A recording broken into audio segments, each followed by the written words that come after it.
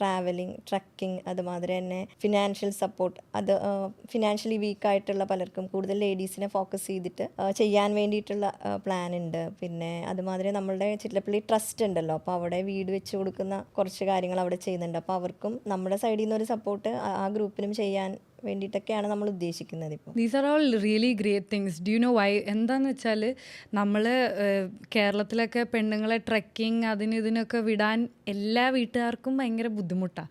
പക്ഷെ ആ സമയത്ത് അതൊരു കമ്പനി സൈഡിൽ നിന്നൊരു ഇനീഷ്യേറ്റീവ് ആകുമ്പം അങ്ങനെ വേണ്ടാന്ന് വെക്കാനുള്ള ഒരു റെസിസ്റ്റൻസ് കുറവായിരിക്കും. ബിക്കോസ് എല്ലാവരും വീട്ടിലുള്ളൊരു സേഫ് ആയിരിക്കും എന്നുള്ളൊരു ട്രസ്റ്റിൽ കൂടെ വിടും. സോ ഇങ്ങനത്തെ initiatives from the company side is very good. Because നമുക്ക് എക്സ്പ്ലോർ ചെയ്യാൻ പറ്റും, നമ്മൾക്ക് കുറച്ചുകൂടെ എന്താ പറയുക, നമ്മളെ തന്നെ ഒത്തിരി ചേഞ്ച് ചെയ്യാൻ പറ്റും ഇങ്ങനത്തെ എക്സ്പീരിയൻസസ് കിട്ടുമ്പോൾ.